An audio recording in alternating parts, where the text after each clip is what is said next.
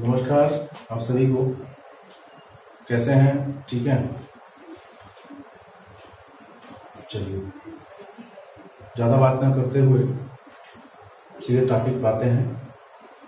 और आज मैं आपको बताऊंगा सामाजिक अध्ययन विषय डीएलएड 4th सेमेस्टर वालों की। तो आपका एक टॉपिक है, शुरू करते हैं। ठीक है, आपका एक टॉपिक है अध्याय 6वां और ये टॉपिक है जनगणना का। तो जनगणना को जब आप पढ़ेंगे डीएलएड के अलावा, डीएलएड से बाहर या डीएलएड में, तो जनगणना 2 विषयों में रखा गया है, एक भूगोल में, दूसरा अर्थशास्त्र में। तो मैं यहीं से शुरू करता हूं और इसके बाद से फिर आगे के जो चैप्टर है उस पर डिस्कशन किया जाए। ठीक है, आइए। डीएलएड 4थे सेमेस्टर के स्टूडेंट टीचर आप लोगों के लिए है अध्याय 6 और आपके चैप्टर का नाम है जनगणना, नागरिक सुरक्षा तथा सरकार की जनहित योजनाएं। जनगणना, नागरिक सुरक्षा तथा सरकार की जनहित योजनाएं, ये चैप्टर का आपके नाम, 6वां चैप्टर। जनगणना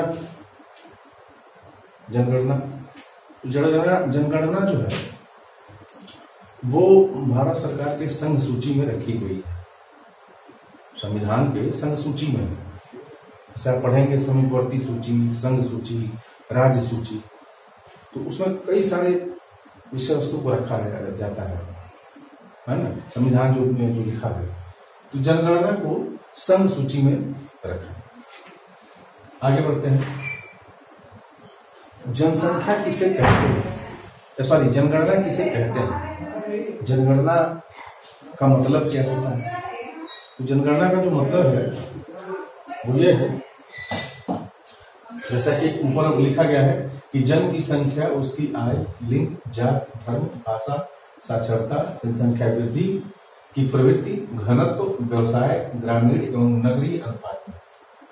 मतलब ये है कि जो आप देख रहे हैं जन, मतलब कि भारत में जन, अपने लोगों की आबादी या लोगों का जो निवास स्थान है, लोगों की जो आबादी है, जैसे लिखा गया है कि आयु, कितने आयु के लोग हैं, छोटी आयु के लोग, मध्य आयु के लोग, बुजुर्ग लोग, है ना, आयु लिंग माने महिला पुरुष, छोटे बच्चे 0 से 5 वर्ष, 0 से 6 वर्ष कह लीजिए, और जात, किस जाति के हैं, किस धर्म के हैं, कौन सी भाषा के हैं, अच्छा, कितनी साक्षरता किन किन राज्यों में बढ़ी है, जनसंख्या की कितनी वृद्धि हुई है, और घनत्व में डेंसिटी, उसके बाद से व्यवसाय क्या हुआ है, ग्रामीण और नगरीय अनुपात में कितना है, यही मतलब होता है।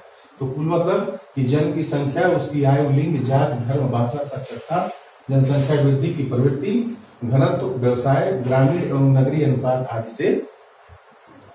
आगे बढ़ो।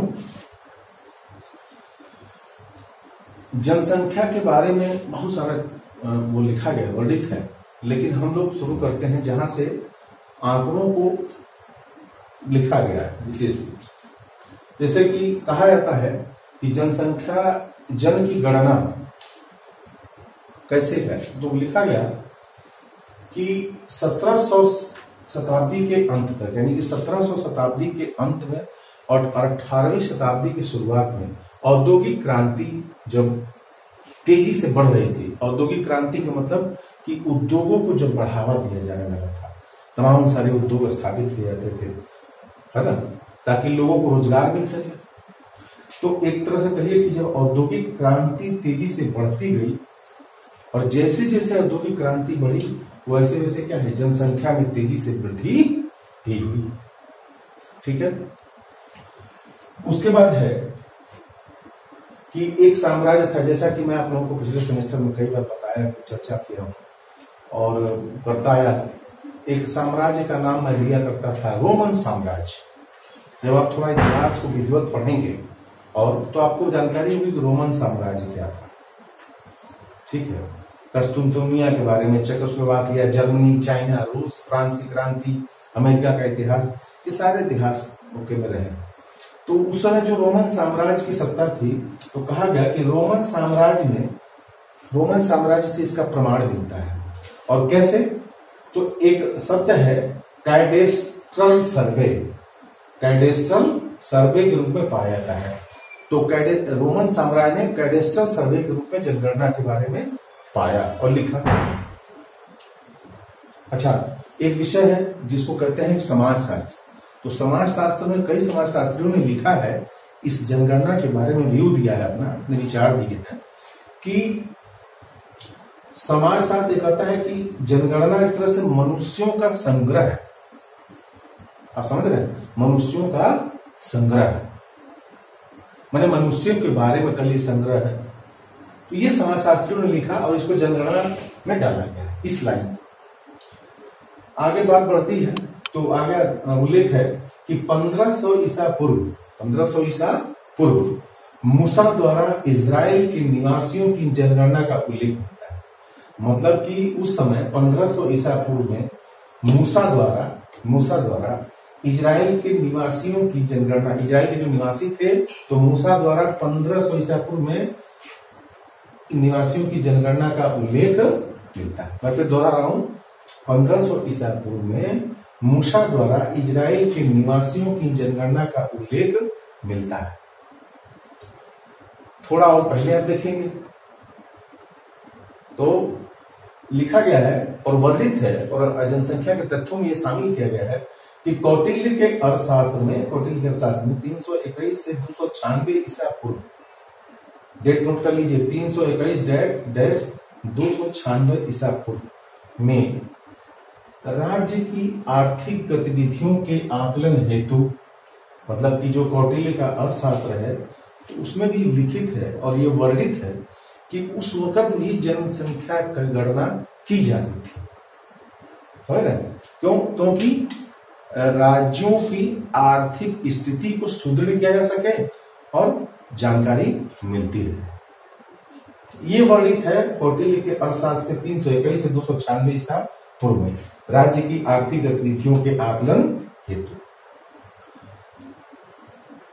अबुल फजल का नाम आपने सुना होगा।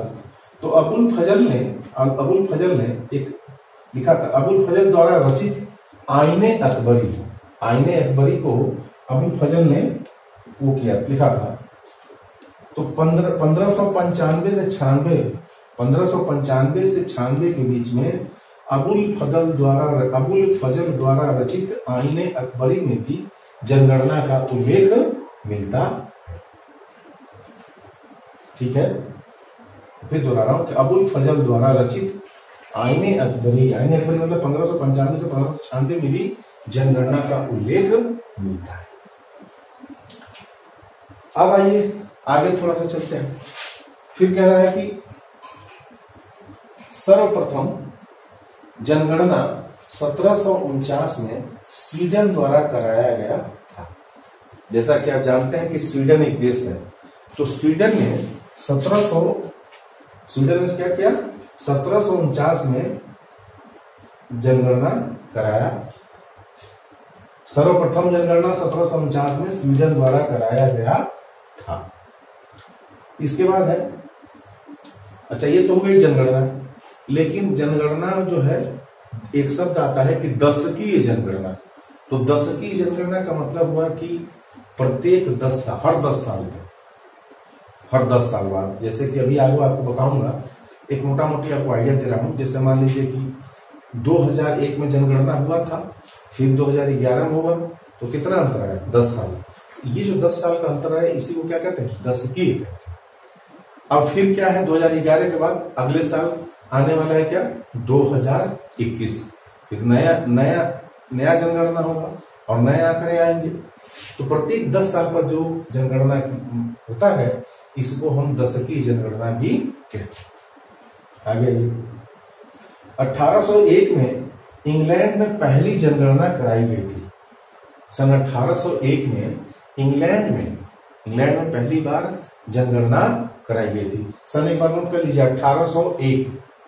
आगे है, फिर है कि ब्रिटिश भारत में यानी कि जब ब्रिटिश हुकूमत भारत पर हावी था कह लीजिए, या ब्रिटिश हुकूमत भारत पर पूरी तरह से शासन था, तो लिखा गया, वर्णित है, लिखित है जनगणना में कि ब्रिटिश भारत में पहली जनगणना जो हुई थी वो 1872 में लॉर्ड मेयो के काल में की। मैं दोहरा रहा हूं कि ब्रिटिश भारत की जो जनगणना हुई सन 1872 में, वो लॉर्ड मेयो के काल में की गई। ठीक है, आगे देखिए 1881 में लॉर्ड रिपन के समय में, मतलब कि लॉर्ड रिपन, नाम नोट करिए, लॉर्ड रिपन। तो लॉर्ड रिपन के समय में प्रत्येक 10 वर्ष की जनगणना को शामिल किया गया। यानी कहने का तात्पर्य यह है कि ब्रिटिश भारत में पहली जो जनगणना हुई थी वह 1872 में हुई थी, लॉर्ड मेयो के काल में। जब लॉर्ड रिपन का काल आता है कह लीजिए, या लॉर्ड रिपन के काल में प्रत्येक 10 वर्ष में की गई जनगणना को शामिल किया गया। इससे कई बार होता है कि मान लीजिए आप सरकारी कर्मचारी हैं, या आपने अपने जो है कि, या कोई सजेशन दिया अपने सुपीरियर को, और उस सजेशन पे आपने काम भी किया, लेकिन उस सजेशन को ठंडे बस्ते में रख दिया गया। तो जब लॉर्ड रिपन का काल आया तो 1881 में क्या किया गया, उसने कहा कि प्रत्येक 10 वर्ष की जनगणना को भी शामिल किया जाए जनगणना। ठीक है, क्लियर, आगे बढ़ते। और अब देखिए 2011 की जो जनगणना है वह एक तरह से कह लीजिए कि भारत की 15वीं जनगणना है। 2011 की जो जनगणना है वो क्या है, भारत की 15वीं जनगणना है। लेकिन 2021 की जो जनगणना होगी वो क्या है, 16वीं जनगणना होगी। तो मैं फिर दोहरा रहा हूं कि 2011 की जनगणना 15वीं जनगणना थी, लेकिन जो आने वाले अगले साल 2021 में होगा वो भारत की क्या है, 16वीं जनगणना होगी। जैसा कि लिखा भी गया है कि 2011 में 15वीं जनगणना और 21वीं शताब्दी मतलब क्या, 21वीं सदी जब शुरू हुआ, जैसे सन 2000 के बाद क्या है, 21वीं सदी शुरू हुआ, तो 21वीं शताब्दी की ये क्या है, दूसरी जनगणना है। और जब 2011 में जनगणना हो रहा था, यानी जनगणना शुरू हुआ या जनगणना होने के बाद जब रिपोर्ट आई, तो उस वक्त 15वीं जनगणना का जो नारा था वो नारा था, हमारी जनगणना हमारा भविष्य। नारा था क्या, 2011 की जो जनगणना है वो 15वीं है, 2021 की जो जनगणना होगी अगले साल वो क्या है, 16वीं है। तो 2011 की जो जनगणना 15वीं थी, उस 15वीं जनगणना का नारा था क्या, हमारी जनगणना और क्या, हमारा भविष्य। ठीक है,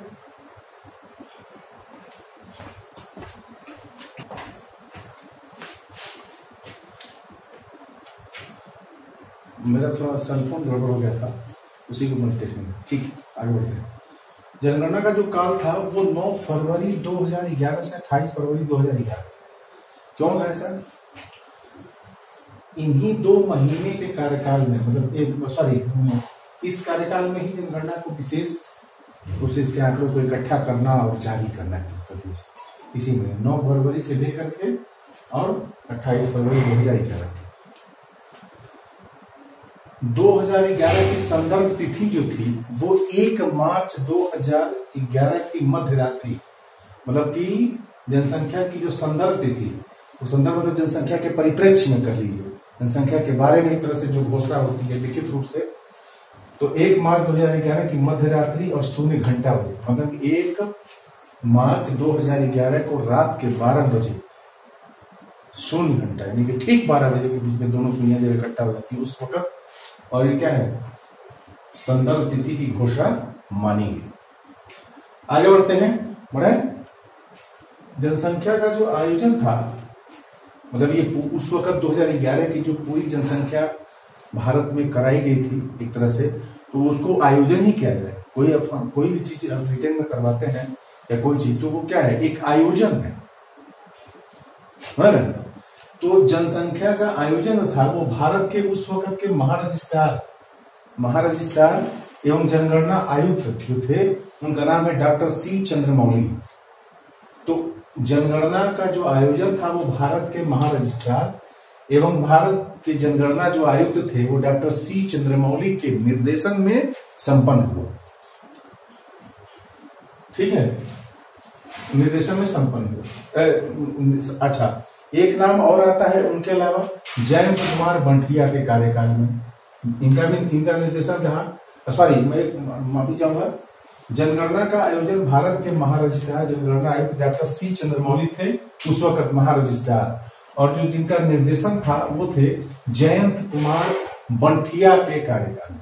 और निर्देशन में जयंत कुमार बंठिया का नाम आता है और जनगणना के जो महारजिस्ट्रार थे उनका नाम आता है डॉक्टर सी चंद्रमौली। फिर है कि अच्छा, जैसे हम सभी क्या है कि मैदानी भाग में रहते हैं, ठीक है, लेकिन भारत में कुछ क्या है पर्वतीय यानी कि पहाड़ों का भी क्षेत्र है। जैसे जम्मू एंड कश्मीर है, हिमाचल प्रदेश है, उत्तराखंड है, इस तरह के और भी कई सारे राज्य हैं। तो कतिपय कारणों से यानी कि कुछ कारणों से कह लीजिए, कुछ कारणों से 2011 की जनगणना में किन राज्यों को, जम्मू कश्मीर, हिमाचल प्रदेश और उत्तराखंड, ये क्या है, ये बर्फ अवरुद्ध क्षेत्र है। यानी कि जो ये राज्य थे, विशेषकर 3 राज्य जम्मू कश्मीर, हिमाचल प्रदेश, उत्तराखंड, इन क्षेत्रों की जो जनगणना की अवधि थी, जैसा कि यहां आपने देखा कि 9 फरवरी से 2011 से 28 फरवरी 2000, जैसे आपको कह दिया जाए कि इस टाइम में आप अपना प्रोजेक्ट वर्क कंप्लीट करके जमा करें, उसी तरह हर सरकारी आंकड़ों को एकत्रित करने का एक समय होता है और उसको लिखित कहां तक पहुंचाने के लिए जनगणना आयुक्त डॉक्टर सी चंद्रमौली और निर्देशन किसका था, जयंत कुमार बंठिया। तो ये जो पर्वतीय राज्य हैं, कह लीजिए जम्मू कश्मीर, हिमाचल प्रदेश और उत्तराखंड, इन बर्फ अवरुद्ध क्षेत्रों की जो जनगणना अवधि थी, नोट कर लें, 11 सितंबर 2011 थी। और यहां पर जो जनगणना की घोषणा की गई, यानी कि जनगणना के संदर्भ तिथि की जो घोषणा की गई थी वो थी 1 अक्टूबर 2010 की जो है मतराती तरह से कर लीजिए। अब हम आगे बढ़ते हैं और कहेंगे कि 15वीं जनगणना का जो कार्य है, 15वीं जनगणना का जो कार्य है वो 30 मार्च 2011 को संपन्न हुआ और 31 मार्च 2011 को गृह सचिव, ध्यान दीजिएगा यहाँ, 15वीं जनगणना का जो कार्य है वो कब संपन्न हुआ, 30 मार्च 2011 को, और 31 मार्च 2011 को उस वक्त जो गृह सचिव थे उनका नाम था जीके पिल्ले, है ना, इनकी उपस्थिति में। और एक नाम और आता है महापंजीयक व जनगणना आयुक्त सी चंद्रमौली द्वारा अनंतिम आंकड़ा जारी किया गया।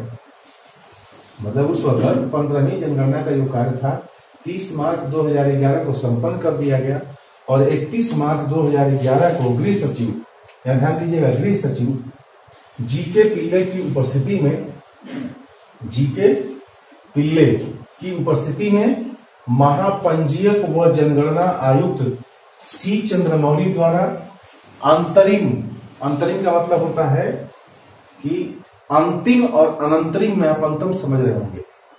अंतरिम का मतलब अभी इसके बाद आंकड़े और आएंगे, और अंतिम का मतलब फाइनल डाटा। जब भी कोई शब्द आए अंतरिम तो समझिए कि इसके बाद ये भी आंकड़े आएंगे या डाटा आएगा, जब ये शब्द लग जाए, और जब अंतिम हो जाए तो मतलब फाइनल डाटा। तो जब सी चंद्रमौली द्वारा अनंतिम आंकड़ा जारी किया गया उसके ठीक 2 साल बाद, जब आप देखेंगे तो उसके 2 साल बाद, after 2 year, after when you study the population, Indian population, the 2 वर्ष बाद, 2 वर्ष बाद 30 अप्रैल 2011 को अंतिम आंकड़ा जारी किया गया। तो कभी कभी आपसे एग्जाम में सवाल बनेगा कि 15वीं जनगणना जो है फाइनल कब संपन्न हुआ, उत्तर है 30 मार्च 2011 को संपन्न। लेकिन एक घोषणा 31 मार्च 2011 को गृह सचिव जीके पिल्ले की प्रतिमा। उसके बाद कभी कभी पूछता है कि उस वक्त महापंजीयक कौन थे, मतलब महापंजीयक जनगणना आयुक्त कौन थे, तो डॉक्टर कौन, सी चंद्रमौली। और उन्हीं के कार्यकाल में 2 साल बाद अंतिम आंकड़े घोषित किए। आगे बढ़े, ठीक। आप थोड़ा आगे बढ़ते हैं। जैसा कि अभी एक वीडियो मैंने बनाया था इकोनॉमिक्स पर, तो आपने देखा होगा। मैं थोड़ा जैसे क्या है कि क्योंकि हम लोग सिविल वाले पढ़े हैं काफी लंबा पीरियड ग्रुप में, तो डीएलएड के कुछ सिलेबस ऐसे हैं जो थोड़ा शार्ट में, तो उसको क्या है कुछ आंकड़ों के लिए हाथ में कागज लेना पड़ता है। वरना मान लीजिए आंकड़े भूल जाएंगे और मैं अगर यहाँ गलत लिख दूं तो ये भी प्रासंगिक नहीं है, ठीक है। इसलिए कभी कभी जरूरत पड़ती है। अब जैसे आगे है, अगला आपका टॉपिक है जनसंख्या घनत्व।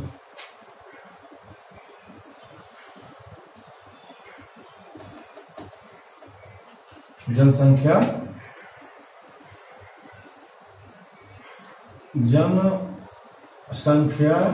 घनत्व यानी क्या है, इसको कहेंगे डेंसिटी ऑफ पॉपुलेशन, डी।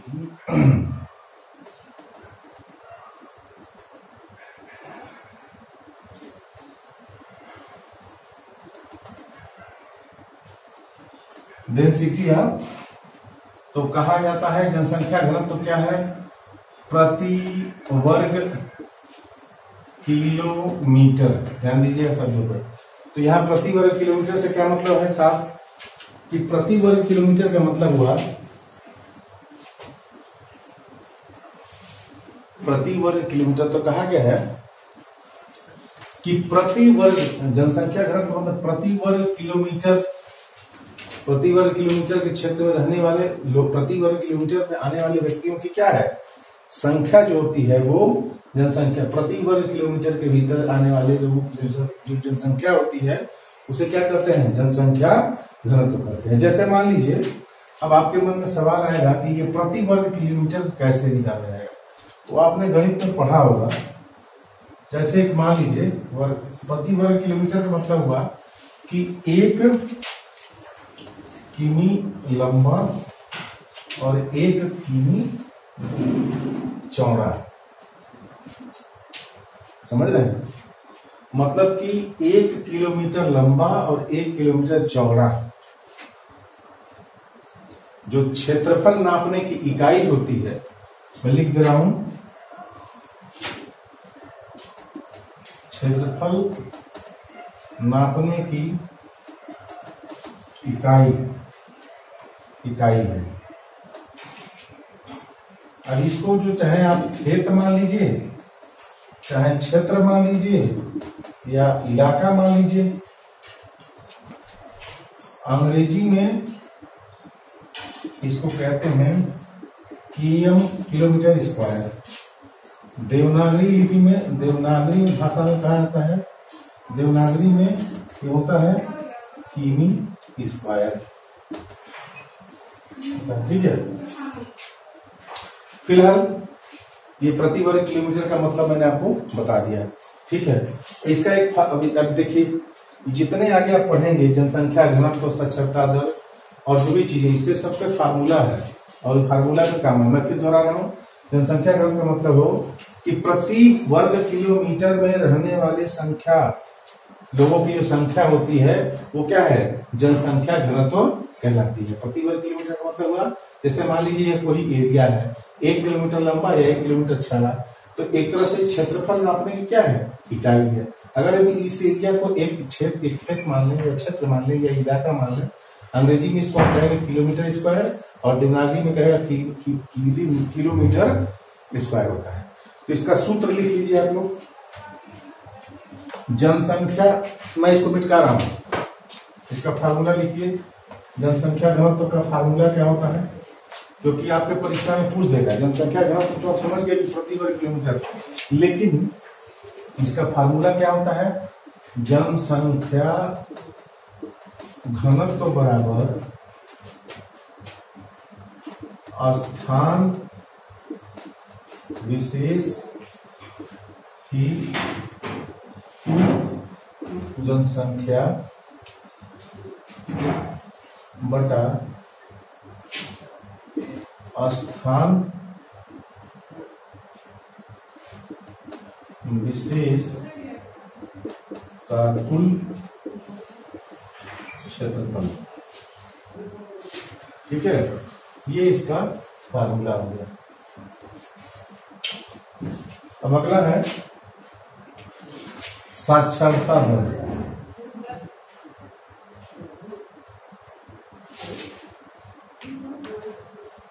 अगला है साक्षरता दर। साक्षरता दर का मतलब क्या हुआ?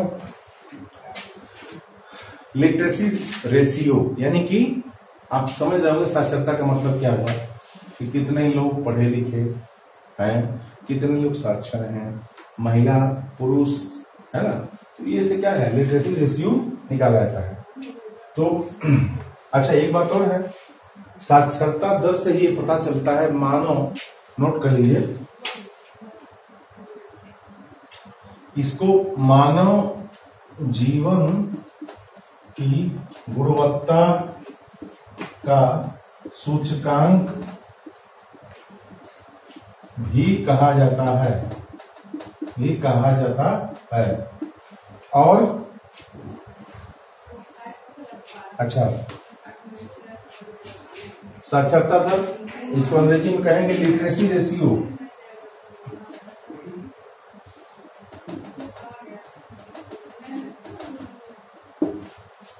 साक्षरता दर इसका मतलब क्या है कि मानव जीवन की गुणवत्ता का सूचकांक भी कहा जाता है। मानव जीवन के कह लीजिए, अथवा मानव जीवन का विकास कह लीजिए, एक तरह से मानव जीवन का विकास और मानव जीवन की गुणवत्ता का एक तरह से सूचकांक इसको कहा जाता है साक्षरता दर। तथा इसमें 0 से लेकर 5 तक, 0 से 6 तक, 0 से 7 तक और भी और आगे इन सभी प्रकार के साक्षर लोगों की जनसंख्या को ज्ञात किया जाता है। तो फार्मूला है, नोट करिए साक्षरता दर का, कि साक्षरता दर बराबर साक्षरों की संख्या बटे 7 वर्ष से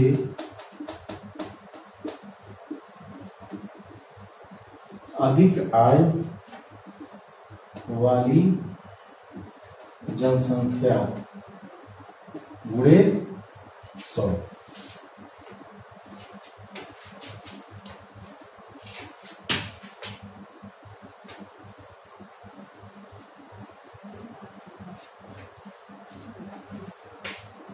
इसका फार्मूला है साक्षरता दर बराबर साक्षरों की संख्या बटे 7 वर्ष से अधिक आयु की जनसंख्या गुणे 100।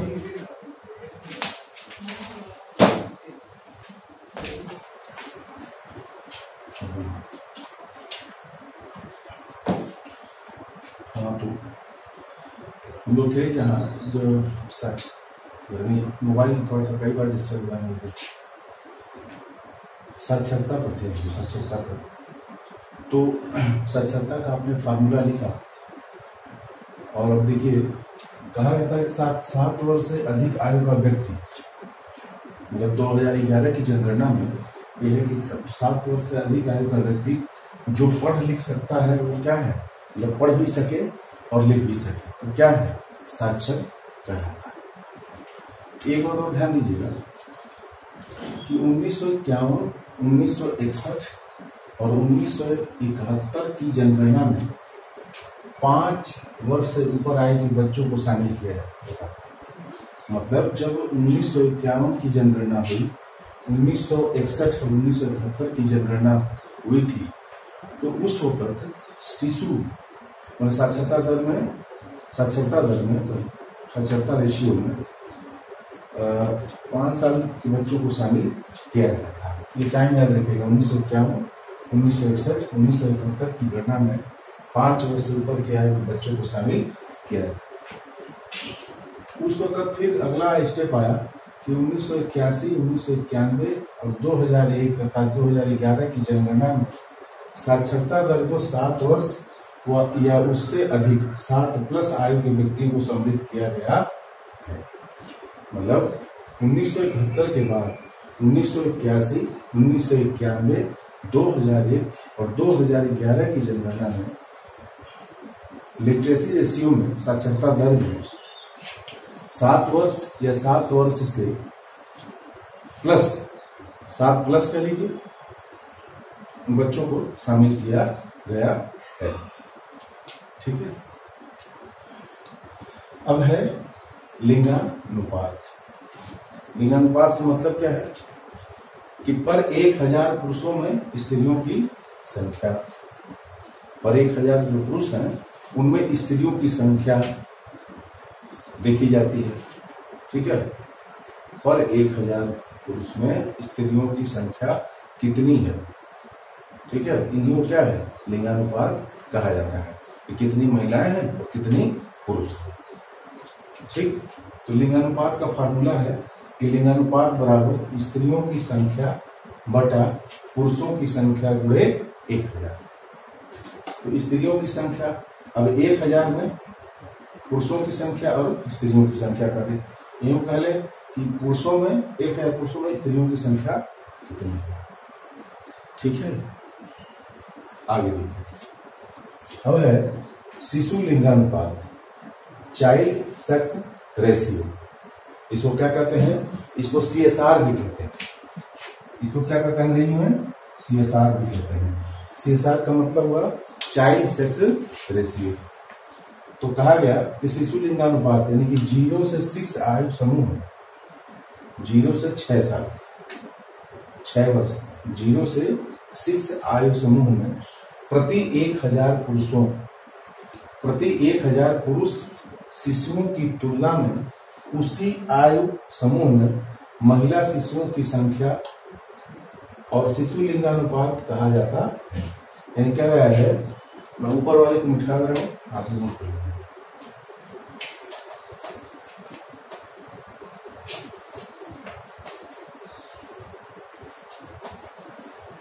ये कह रहा है कि ध्यान दीजिए कि 0 से 6 आयु, ठीक है, 0 से 6 आयु क्या है, ये प्रति 1000 शिशुओं, शिशुओं से मतलब क्या है, 0 से 6 आयु के बच्चों का। ठीक है। तो कह रहा है कि प्रति 1000 शिशुओं की तुलना में, मतलब 1000 वह बच्चे जिनकी आयु 0 से 6 है, बालक, तो उस शिशुओं की संख्या जो है उसी आयु की, मतलब 0 से 6 आयु के 1000 बालक यानी शिशुओं और उसी आयु के फिर 0 से 6 आयु महिलाओं की संख्या, क्या लिखा गया, 0 से 6 आयु समूह प्रति 1000 पुरुष शिशु की तुलना में उसी समूह में महिला शिशुओं की संख्या को शिशु लिंगानुपात कहा जाता है। एज फॉर एग्जाम्पल, आप जहाँ के रहने वाले हैं, जहाँ गांव शहर कहीं पे भी हो, तो आप वहाँ ये समझिए कि जो 1000 ऐसे बच्चे हैं जिनकी आयु 0 से 6 साल है, ठीक है, बालक है, तो वो कह रहा है कि उसी आयु के बालिकाओं की जो संख्या है उन्हीं को क्या कहा गया, CSR, शिशु लिंगानुपात, चाइल्ड सेक्स रेशियो। अब कह रहा है कि इसे प्रति 1000 बालकों, माने इससे प्रति 1000 क्या है, बालकों 0 से 6 की तुलना में बालिकाओं की संख्या के रूप में व्यक्त किया जाता है। ठीक है। तो 1000 बालक कह रहा है कि इसे प्रति 1000 बालकों 0 से 6 की तुलना में बालिकाओं की संख्या 0 से 6 की संख्या के रूप में व्यक्त किया जाता है। सीधा मतलब समझे कि 1000 जो बालक हैं जो जिनकी आयु 0 से 6 साल है, उसी अनुपात, उसी आयु के उसी अनुपात में बालिकाओं की संख्या। यहाँ सूत्र लिखा है मैंने कि शिशु लिंगानुपात ब्रैकेट में है, कोष्टक में कर लीजिएगा, 0 से 6 वर्ष बराबर बालिकाओं की संख्या, फिर क्या है 0 से 6 वर्ष बटा बालकों की संख्या 0 से 6 वर्ष गुणे 1। ठीक है। सीधा मतलब समझे कि 1000 0 से 6 आयु बालकों की उम्र में उसी अनुपात में 0 से 6 आयु बालिकाओं की संख्या, इनको कहा जाता है क्या, शिशु लिंगानुपात।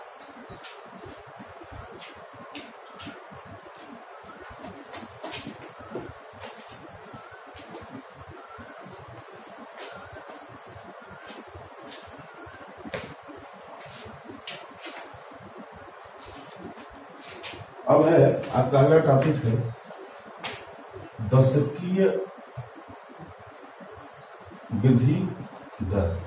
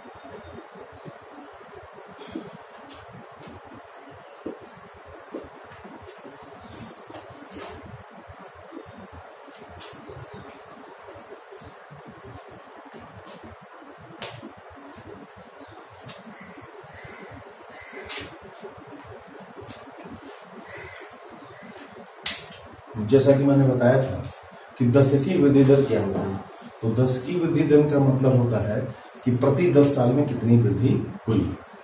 मैंने बताया जो शुरू किया था तो मैंने आपको बताया था दशकीय वृद्धि दर। जैसे मान लीजिए कि आपके गांव जहाँ पर रहते हैं या शहर जहाँ भी आप रहते हैं या कस्बा, नगर पंचायत, अमीर या महानगर, जो भी है, मतलब वहाँ जहाँ आप रह रहे हैं, तो जब आप आगे 10 साल बाद देखेंगे कितनी वृद्धि हुई, मतलब आप ये समझिए कि जैसे जहां आप रह रहे हैं वहां 10 साल पहले कितनी आबादी थी, चाहे गांव हो या शहर हो, ठीक। और 10 साल जब आगे आपकी उम्र बढ़ जाएगी, आपकी मेरी चाहे किसी की, तो 10 साल बाद आगे क्या जनसंख्या होगी, उसी को कहा गया क्या, दशकीय वृद्धि दर। तो जैसे मान लीजिए कि 2001 में भारत की जो जनसंख्या थी, भारत की जो जनसंख्या जो भी थी, ठीक है, जो भी थी, आपने पढ़ा होगा, देखा होगा। अब ये जनगणना जब हुई 2011 की, तो ये क्या है, 10 साल बाद हो रही है ना। तो 10 साल बाद जब हो रही है, इसे क्या कहेंगे, दशकीय वृद्धि दर। ध्यान दीजिएगा, दशकीय वृद्धि दर का मतलब होता है कि प्रत्येक 10 साल पर जो जनसंख्या वृद्धि हो रही है उसी को कहा जाता है दशकीय वृद्धि दर। दशकीय वृद्धि दर का फार्मूला क्या है, पहले यहां सुन लीजिए। 2001 में जो जनसंख्या थी भारत की, 2011 में 10 साल बाद क्या है, बढ़ी है। जो ये बढ़ी है इसी को कहते हैं क्या, दशकीय वृद्धि दर। अब अगले वर्ष मार्च में, यानी कि क्या है 2021 में, तो 2021 में क्या हो जाएगा, फिर 2011 से 2021 क्या है, 10 साल पूरा हो रहा है। ये 10 साल क्या है, दशकीय वृद्धि दर है। इसका फार्मूला होता है कि दशकीय वृद्धि दर बराबर वर्तमान जनसंख्या, मतलब आज की जनसंख्या, और पूर्व जनसंख्या। यदि मान लीजिए आज की जो भारत की जनसंख्या है, ठीक है, और 10 साल पहले जो पूर्व जनसंख्या थी, जब आप उनको घटाएंगे बटा पूर्व जनसंख्या गुणे 100, तो आपको अनुपात निकल आएगा कि 10 की वृद्धि दर कितनी हुई थी। आपने पढ़ा होगा चक्रवृद्धि ब्याज, सिंपल इंटरेस्ट, कंपाउंड साधारण ब्याज, ठीक है, चक्रवृद्धि ब्याज, कंपाउंड इंटरेस्ट, है ना। तो उसी तरह का एक फॉर्मूला है। मैं एक बार फिर 10 की वृद्धि दर बराबर होता है वर्तमान जनसंख्या माइनस पूर्व जनसंख्या बटा पूर्व संख्या गुणे 100। प्रत्येक 10 साल पर जो आबादी बढ़ती है, इस बढ़ी हुई आबादी को हम क्या कहते हैं, दशकीय वृद्धि दर, ठीक है।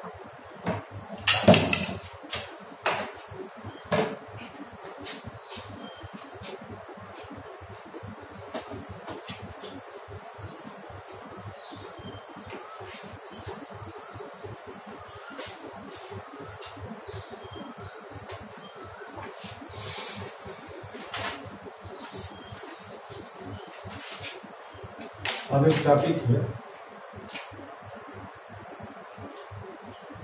जनसंख्या की प्राकृतिक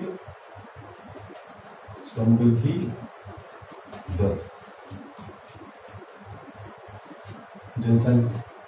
जनसंख्या की प्राकृतिक समृद्धि दर। देखिए बहुत सारे ऐसे टॉपिक हैं जो काफी लंबे लंबे हैं, थोड़ा सा इसलिए कागज का सहारा लेना पड़ता है। ये जनसंख्या प्राकृतिक समृद्धि दर क्या है? देखिए, तो कहा गया है कि एक वर्ष में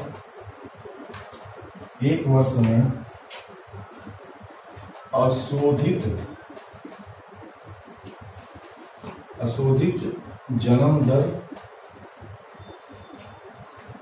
तथा अशोधित मृत्यु दर का अंतर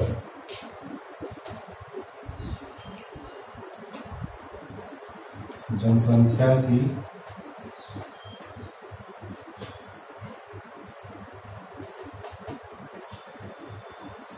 नेचुरल ग्रोथ रेट यानी प्राकृतिक समृद्धि दर कहलाती है।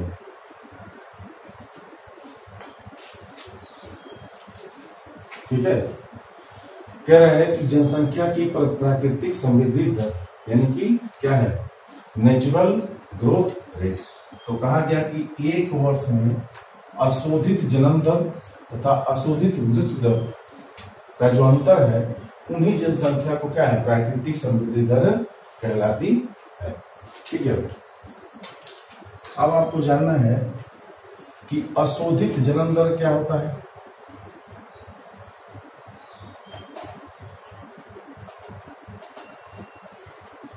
अशोधित जन्म दर क्या होता है, तो एक बार देख लें। जैसे कि कहा गया है, जो बच्चे पंजीकृत है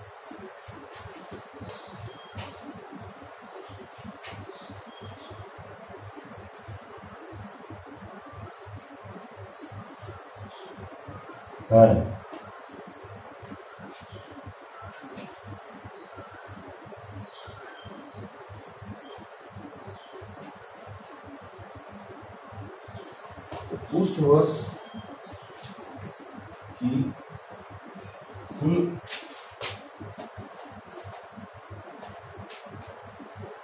उस जनसंख्या के बीच के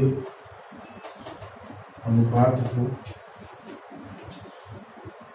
क्या है? अशोधित जन्म दर यानी कि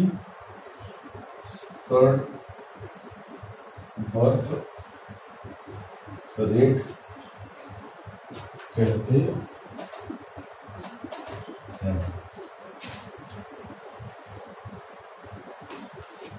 कहा गया है तो जनसंख्या की प्राकृतिक समृद्धि दर यानी कि एक वर्ष में ध्यान दीजिए, एक वर्ष में अशोधित जन्म दर तथा अशोधित मृत्यु दर का जो अंतर है वो जनसंख्या की क्या है? प्राकृतिक समृद्धि दर कहलाती है। अब आपके मन में सवाल उठता हुआ कि अशोधित जन्म दर क्या है? तो कहा गया है, जैसे मान लीजिए कि जो बच्चे पंजीकृत हैं यानी कि एक वर्ष में जो बच्चे पंजीकृत हैं, एक वर्ष में जो इतने बच्चे पंजीकृत होते हैं या हैं, उस वर्ष की कुल जनसंख्या के बीच के अनुपात को उस वर्ष की कुल जनसंख्या के बीच के अनुपात को अशोधित जन्म दर कहा जाता है। और यही फार्मूला मृत्यु दर में भी आ जाएगा। जो ये ठीक है, इसी को उल्टा कर देंगे तो क्या है? मृत्यु दर भी आ जाएगा। जैसे कह रहा है कि जनसंख्या की प्राकृतिक समृद्धि दर, एक वर्ष में अशोधित जन्म दर तथा अशोधित मृत्यु दर का अंतर जनसंख्या की नेचुरल ग्रोथ रेट कहलाती है, यानी प्राकृतिक समृद्धि दर कहलाती है। अभी अशोधित जन्म दर क्या है कि एक वर्ष में, यहां मैं लिख रहा हूँ, एक वर्ष कर लीजिए, एक वर्ष में जो बच्चे जन्म लेके पंजीकृत हैं और उस वर्ष की कुल जनसंख्या के बीच के अनुपात को, मतलब उस वर्ष जो जनसंख्या जितनी हुई उनके अनुपात को क्या कहता है? अशोधित जन्म दर कहा जाता है। और इसी को जब आप उल्टा कर देंगे, मैंने एक वर्ष में जो पंजीकृत थे मान लीजिए वो मर गए, तो उनको क्या कहा जाएगा? एक अशोधित मृत्यु दर कहा जाता है। ठीक है, ये आगे एक लाइन और सुन लीजिए। ठीक है, अब एक है कि प्रजनन काल, तो प्रजनन काल क्या होता है? भारत में प्रजनन काल 15 से 49 वर्ष के बीच भारत में अगला टॉपिक है कि प्रजनन काल। तो भारतवर्ष में प्रजनन काल की जो उम्र है, चाहे ये जो वर्ष है, ये क्या है? उम्र है। तो भारत में क्या है? प्रजनन काल की जो उम्र है उसको माना गया है क्या? 15 से 49 वर्ष। तो ये आपसे सवाल कभी कभी है कि भारत में प्रजनन काल की उम्र क्या है? तो 15 से लेकर के 49 वर्ष तक, या 15 से लेकर के 49 वर्ष के बीच की जो उम्र होती है उसको तो क्या कहते हैं? प्रजनन काल। ये भारत की जनसंख्या का, ठीक है। आगे देखते हैं।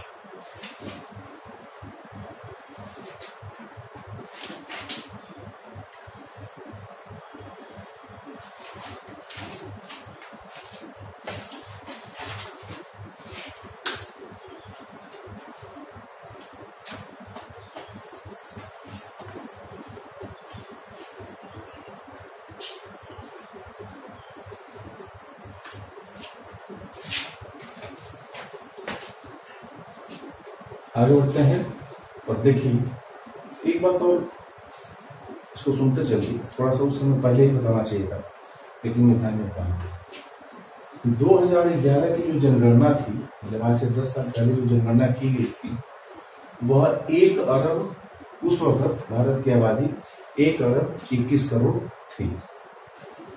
और केंद्र शासित प्रदेश और जो सामान्य प्रदेश है, इनको मिलाकर तो उस समय भारत क्या था?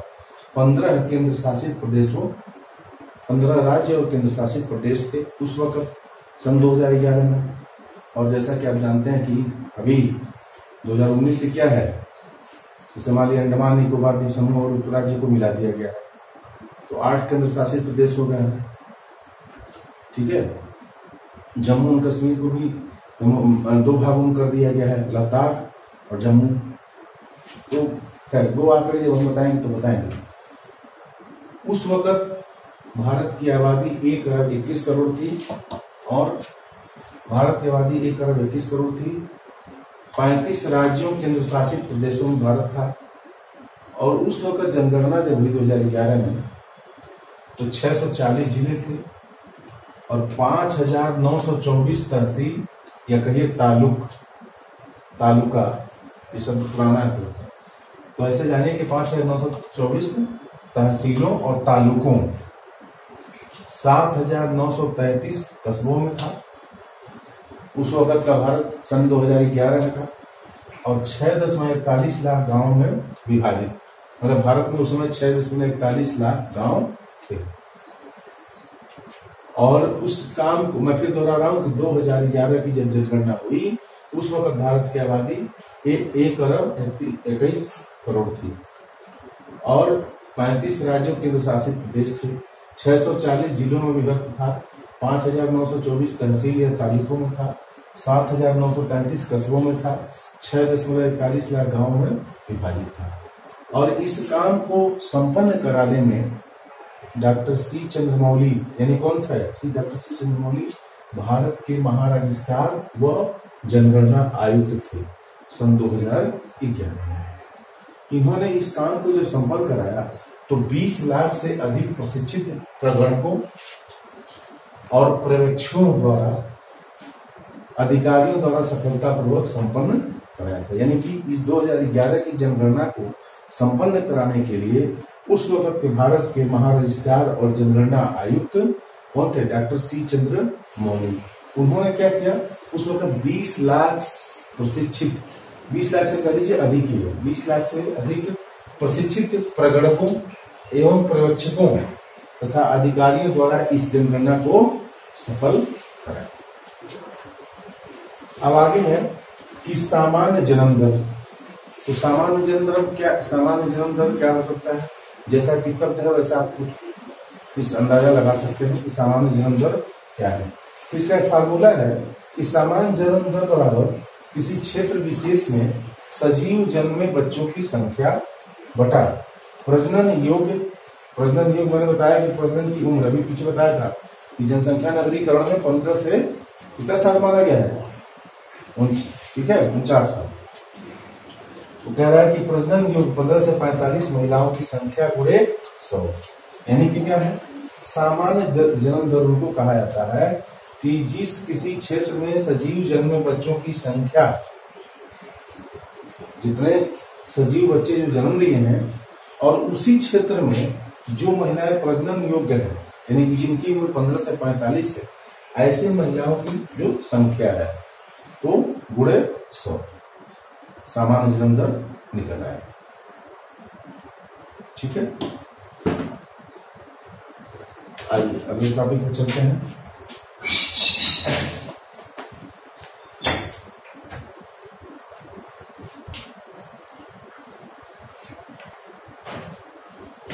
अब देखिए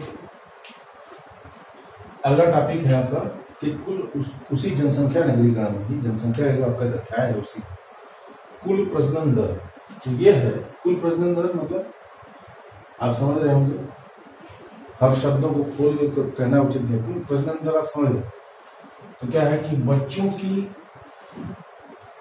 जो संख्या है, बच्चों की जो संख्या है, जो औसतन बच्चों की मतलब वह संख्या कर लीजिए कि जो औसतन किसी भी स्त्री के संपूर्ण प्रजनन काल में उत्पन्न होते हैं, यानी कि बच्चों की वह संख्या जो जितने भी मतलब संपूर्ण स्त्री, यानी कि इस भारतीय समाज में संपूर्ण नारी कर लीजिए कि प्रजनन काल के दौरान जो बच्चों की वह संख्या कि जो औसतन किसी भी स्त्री के संपूर्ण प्रजनन काल में उत्पन्न होते हैं, उनको हम क्या कहते हैं, कुल प्रजनन दर या संपूर्ण प्रजनन दर। इसका एक आंकड़ा जारी किया गया था भारत में सन 2010 में, कुल प्रजनन दर जो था 2.5 था, 2.5। ठीक है, आगे बढ़े। फिर 2015 में कुल मैं एक बार फिर दोहरा रहा हूं कि बच्चों की वह संख्या कि जो औसतन किसी भी स्त्री के संपूर्ण प्रजनन काल में उत्पन्न होते हैं, ऐसे इन बच्चों को क्या कहता है, कुल प्रजनन दर उसमें रखा गया है।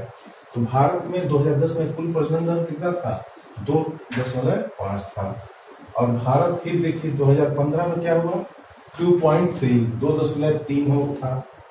2017 का जो आंकड़ा आया उसमें क्या था, 2.2 था। तो आपसे सवाल बनेगा कि कुल प्रजनन दर 2010 में कितना था, तो 2.5 था। फिर आपसे क्वेश्चन पूछा जाएगा कि 2015 में कुल प्रजनन दर क्या था, तो 2.3 था। ये सवाल आपको बनेगा डीएलएड के पेपर में। और 2017 में कितना था, 2.2। क्लियर, आगे बढ़ते हैं। अब है शिशु मृत्यु दर, चाइल्ड डेथ रेशियो। ठीक है, शिशु का मतलब कि 0 से 5, 0 से 6, 0 से 7। तो फार्मूला है कि CDR माने चाइल्ड डेथ रेशियो बराबर शिशु मृत्यु दर बराबर किसी निश्चित वर्ष में 5 वर्ष से कम आयु वाले बच्चों की मृत्यु संख्या बटा उसी वर्ष में जन्मे बच्चों की संख्या गुणे 100। यानी कि क्या है कि शिशु मृत्यु दर जो होता है वो है कि किसी निश्चित वर्ष में, मान लीजिए एक साल में, एक वर्ष में 5 साल के जितने जो बच्चे हैं या 5 साल से कम है, एक वर्ष में मान लीजिए एक टाइम निर्धारित कर लीजिए, एक साल, यानी कि जैसे 2000 हम कह लें कि 2018 जुलाई से 2019 जो आने वाली जुलाई है, अगर इसमें एक आंकड़ा जारी किया जाए कि 2018 जुलाई से 2019 जुलाई तक 5 वर्ष या 5 वर्ष से कम ऐसे आयु के बच्चे भारत में कितने बच्चे मरे, पहली बात उनकी संख्या क्या थी, बटा 2। अब कह रहा है कि उसी वर्ष में जन्मे बच्चों की संख्या, तो उसी वर्ष में जन्मे बच्चों की संख्या से मतलब क्या हो गया कि 2018 जो मान लीजिए जब 2021 का जनगणना आएगा अभी आगे, तो उसमें अगर मान लीजिए यह डाटा बनता है या आप सर्वे करके निकालते हैं या सर्वे किसी के और के द्वारा आपके सामने आता है, तो कहने का मतलब 2018 जुलाई से 2019 जुलाई जो कि आने वाला है आगे, अगर इनका एक आंकड़ा निकाला जाए कि भारत में 5 साल से कम उम्र के बच्चे या भारत में 5 साल से कम उम्र के वो बच्चे कि जिन जो है जो कितने मर गए, और उसी एक वर्ष में, मतलब उसी एक साल में 2018 जुलाई से 2019 जुलाई में, उसी एक वर्ष में जन्मे बच्चों की संख्या, कितने बच्चे पैदा हुए, समझ रहे हैं। एक तरफ आंकड़ा ये कर रहा है कि 5 साल या 5 साल से कम कितने बच्चे मर गए, और 5 साल और उसी वर्ष में कितने बच्चे जन्म लिए, गुणे 100 क्या है आपका शिशु मृत्यु दर निकल है। ठीक है, आगे देखिए। अब अगला टॉपिक है आपका सकल पुनरुत्पादन ग्रॉस रिप्रोडक्शन रेट, और दूसरा है शुद्ध पुनरुत्पादन दर नेट रिप्रोडक्शन रेट। इन दो टॉपिक के अलावा भारत सरकार की कुछ योजनाएं हैं, उत्तर प्रदेश राज्य सरकार की जो कुछ योजनाएं हैं, इन दोनों टॉपिक और इन योजनाओं के साथ मैं अगले वीडियो में फिर हाजिर होऊंगा। तब तक के लिए आप इजाजत दीजिए, घर में रहिए, स्वस्थ रहिए, खुशहाल रहिए, मुस्कुराते रहिए और सैनिटाइज का इस्तेमाल करते रहिए, मास्क का इस्तेमाल करते रहिए, मास्क लगाते रहिए। यदि आप सुरक्षित हैं तो आपका घर सुरक्षित है, घर सुरक्षित है, समाज सुरक्षित है, और समाज सुरक्षित है तो यह राष्ट्र सुरक्षित है। तो इस राष्ट्र को राष्ट्र बनने में अपनी भूमिका को अदा करिए और प्राकृतिक और सरकारी सभी नियमों को पालन करिए तथा अपने से छोटे को भी बताइए। ठीक है, किसी भी प्रकार की कोई कमी हो जनसंख्या नगरीकरण के इस चैप्टर में तो आप मुझे फोन कर लीजिए, तुरंत पूछिए, कभी भी पूछिए, मैं बताने के लिए तत्पर हूं, कृत संकल्पित हूं और तैयार हूं। ठीक है, एक जो शिक्षक की भूमिका होती है, मतलब आपको जहां भी डाटा में दिक्कत है तुरंत फोन करिए, तुरंत पूछिए। ठीक है, बहुत बहुत धन्यवाद, थैंक यू।